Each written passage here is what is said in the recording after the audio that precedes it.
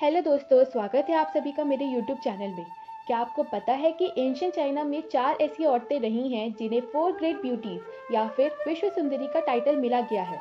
माना जाता है कि सब अपने ज़माने में इतनी सुंदर हुआ करती थी कि इनकी सुंदरता से फूल शर्माकर मुरझाया करता था। मछलियाँ तैरना छोड़ देती थी और पंछियाँ आसमान से गिर पड़ते थे। ऐसे में एक राजा का मोहित होना कौन सी बड़ी बात है। इन 4 में से 3 सुंदरियों की वजह से जंग लड़ी गई है और शासनों का विनाश हुआ है।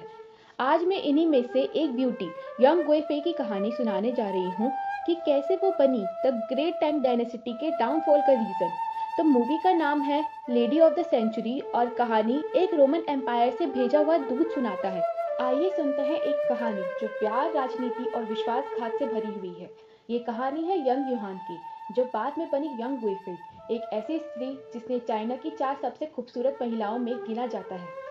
टैंग डायनेस्टी अपने पीक पर था। एम्परर टोंग एक एनलाइटेंड और वाइस रूलर थे।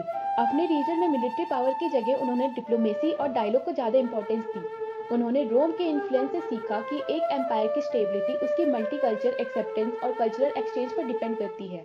उनके कोर्ट में म्यूजिक और आर्ट को प्रमोट किया जाता था और इसी आइडियोलॉजी के अंडर वो अपने लेटेस्ट विक्ट्री का सेलिब्रेशन करने के लिए एक स्पेशल इवेंट की प्लानिंग कर रहे थे। इस दौरान कोर्ट के रिनोट स्कॉलर और आर्टिस्ट ने एम्परर के प्रति अपनी लॉयल्टी शो करने के लिए डांस, म्यूजिक और पोएट्री प्रेजेंट की। यंग यूहान का परिवार सामान्य था, लेकिन उसकी सुंदरता किसी राजकुमारी से कम नहीं थी। एक बचपन जो संगीत, नृत्य और कला से भरा था। एक लड़की जो हर जगह सिर्फ अपनी खूबसूरती से ही नहीं बल्कि अपनी प्रतिभा से भी पहचानी जाती थी। छोटी सी उम्र से ही यंग यूहान ने संगीत और नृत्य सीखना शुरू किया। जब भी वो गाती और नृत्य करती, ऐसा लगता था जैसे चांदनी रात में हवाएं भी उसे सहलाती है।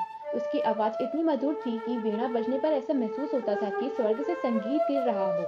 लेकिन यूहान के जीवन में जो होने वाला था उसका किसी को भी अंदाजा नहीं था। एक दिन यूहान ने ली राजवंश के सामने डांस प्रदर्शन किया। उसकी खूबसूरती और कला ने सम्राट टांग जूजोंग का मन जीत लिया। सम्राट की पत्नी कॉन्सेट वू ने सम्राट की यूहान के प्रति आकर्षण को महसूस किया और सोचा कि यूहान को वो अपने बेटे ली माओ से विवाह करवा दे ताकि सम्राट का ध्यान उस पर से हट जाए। यूहान ने ली माओ से विवाह किया और धीरे धीरे उनके बीच प्यार बढ़ने लगा। इस दौरान कॉन्सेट वू ने राजकुमार के खिलाफ एक साजिश रची। शादी के बाद भी एक अजीब सी खामोशी थी। यूहान ने अपने मन को समझाया कि राजकुमारी बनने का सपना सच हो गया, लेकिन उसके दिल के किसी कोने में उसे महसूस होता था जैसे कुछ अधूरा है। और सच भी था, क्योंकि ये शादी सिर्फ एक योजना थी, एक खेल था। सम्राट के मन में अब भी यूहान की सुंदरता की छवि बसी हुई।